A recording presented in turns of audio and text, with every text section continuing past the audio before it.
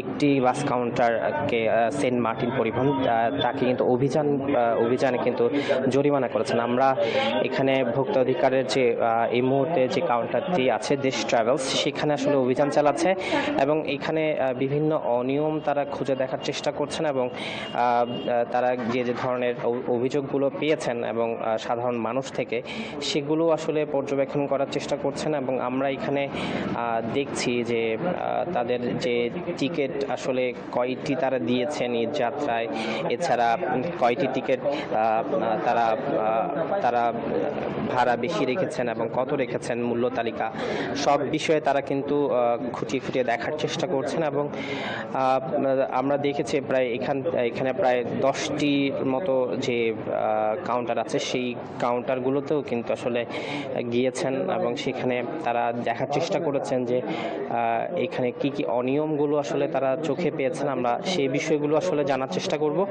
এবং আমরা প্রতিবারে আসলে ঈদযাত্রা যারা যাত্রীরা আছেন, যারা দূর গন্তব্যে আসলে যান এবং নারীর টানে আসলে যারা বাড়ি ফেরেন, তাদের থেকে একটি অভিযোগ থাকে যে এই সময়টাতে এসে কিন্তু বাসের সংকট এবং এছাড়া টিকিট সংকটের এক ধরনের পায়তারা চলে এবং তার ফলে কিন্তু সেখানে কিন্তু যে অতিরিক্ত ভাড়া মূল্য তারা কিন্তু যোগ করে এবং তারা কিন্তু অতিরিক্ত মূল্য যোগ করে কিন্তু আসলে বাস যারা যাত্রী আছে তাদের থেকে পকেট কাটে বলে তার অভিযোগ আছে।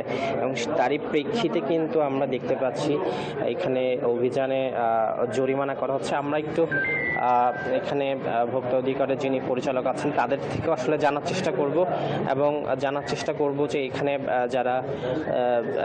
যারা সাধারণ মানুষ আছে তাদের থেকেও যে কী ধরনের তাদেরকে এই যাত্রা আসলে ভোগান্তি পোহাতে হয়। আমরা এখানে দেখতে পাচ্ছি যে দেশ ট্রাভেলস যেটি সেখানে অভিযান করছেন এবং সেখানে বেশ কিছু অভিযোগের প্রেক্ষিতে কিন্তু তারা এই মুহূর্তে অভিযানের যে জরিমানার যে বিষয়টি সেটি আমরা দেখতে পাচ্ছি। এবং এই মুহূর্তে এই কাউন্টারটিতে মূলত তাদেরকে অর্থাৎ জরিমানা করা হচ্ছে আমরা দেখতে পাচ্ছি। এবং এর আগেও একটি কাউন্টারকে সেন্ট মার্টিন পরিবহন এছাড়া বেশ কয়েকটি কাউন্টারে কিন্তু অভিযান করে সেখানে কিন্তু সতর্ক করা হয়েছে এবং যাতে করে এই সময়টাতে আসলে বাড়তি ভাড়া যাতে না নেওয়া হয় এবং বাড়তি ভাড়া আদায় যাতে না করা হয় সেই বিষয়ে আসলে যাত্রীদেরকেও আসলে সচেতন করা হচ্ছে। এবং তার সাথে সাথে কিন্তু এখানে যারা বাস কাউন্টার পালিকা যারা আছেন তাদেরকেও কিন্তু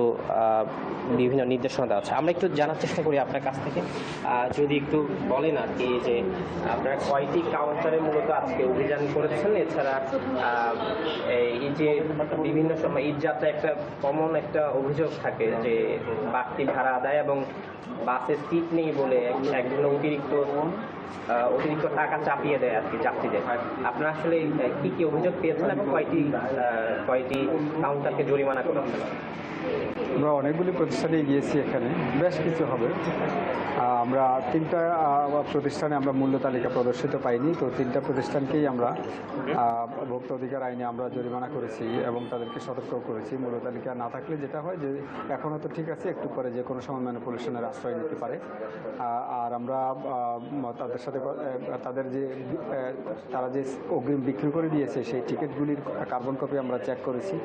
তো আমাদের কাছে মনে হয়েছে যে তারা নির্ধারিত বা যে রেগুলার যে ভাড়া সেই ভাড়াটাই তারা নিচ্ছে বলে আমাদের কাছে মনে হয়েছে। এখন পর্যন্ত বর্ধিত ভাড়া নিচ্ছে আমাদের কাছে প্রতিমান হয়নি।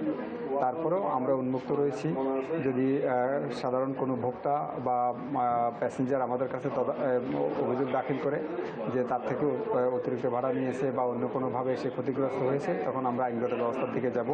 আর এছাড়া আমাদের তদারকি কার্যক্রম চলবে যাতে ভোক্তারা নির্বিঘ্নে যাত্রা করতে পারে।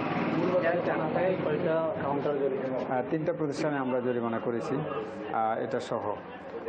আমরা প্রশাসনিক ব্যবস্থা জরিমানা করেছি, আমাদের তদারকি কার্যক্রম চলবে। এরপরও যারা অপরাধ করবে আমরা আইনগতভাবে যতটুকু কঠোর হওয়া যায় আমরা হব। যাত্রীরা আসলে এই তাৎক্ষণিক যে অভিযোগ জানানোর যে জায়গাটা সেখানে তো আসলে আপনাদেরকে পাচ্ছে না, সেক্ষেত্রে তারা কি করবে এই সময়টা? আমাদের অভিযোগ জানাতে পারে, আমাদের যে ওয়েবসাইট আছে, আমাদের ওয়েবসাইটে অভিযোগ করুন একটা অপশন আছে, সেই অপশনে গিয়ে অভিযোগ দাখিল করতে পারে, অনলাইনে অভিযোগটা হবে। আমরা এরপর এটা শুনানির মাধ্যমে আমরা নিষ্পত্তি করব।